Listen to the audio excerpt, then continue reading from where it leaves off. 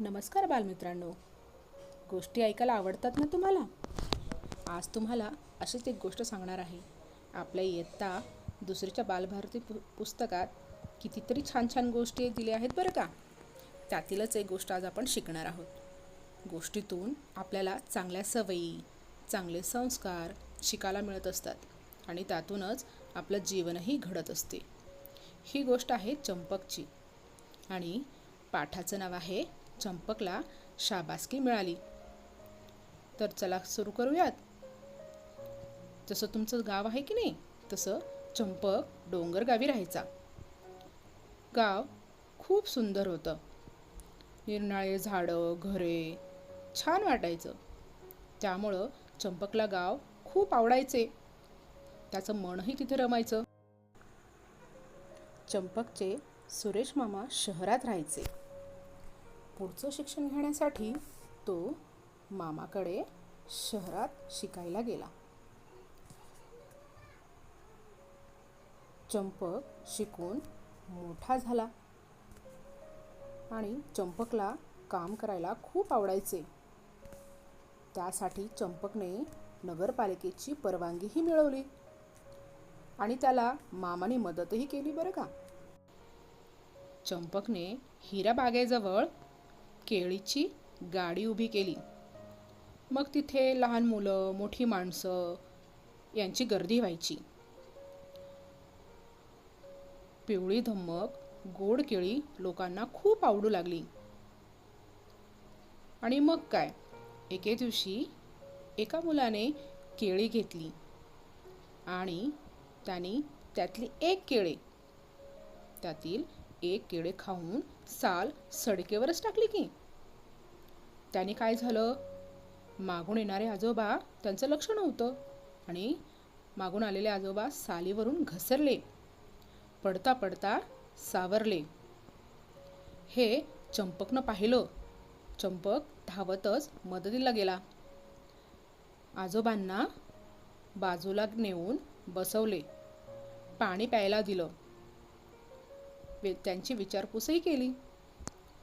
चूक मुलाने केली होती, पण चूक आपलीच समजून चंपकने आजोबांची मनापासून माफी मागितली. हे पाहून आजोबांना खूप छान वाटलं. आजोबांनी मग चंपकला शाबासकी दिली. चंपकने गाडीजवळ दुसऱ्या दिवशी कचराकुंडीच आणून ठेवली. मग काय, केळे खाऊन लोक साली कचराकुंडीतच टाकू लागले. नगरपालिकेची कचरा गाडी कचरा नेऊ लागली. त्यामुळं सडक साफ स्वच्छ राहू लागली. हे पाहून चंपकला खूप आनंद झाला.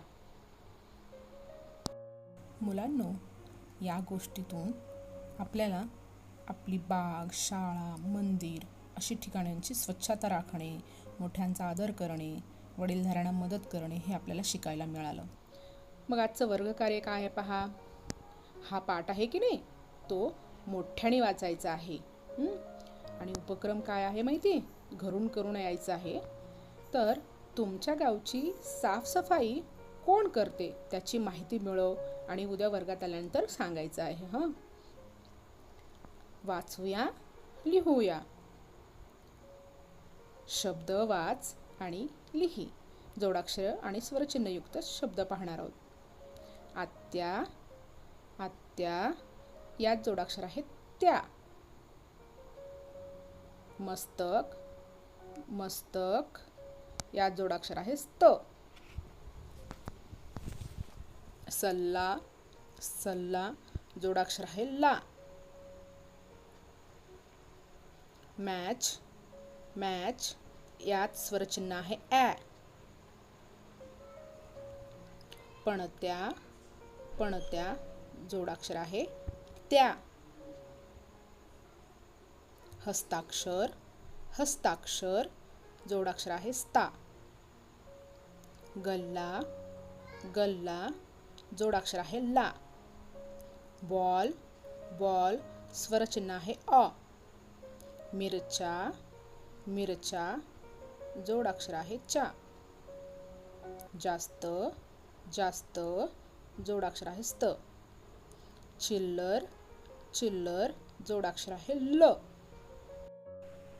डॉक्टर, डॉक्टर स्वर आहे अ आणि जोडाक्षर आहे ट.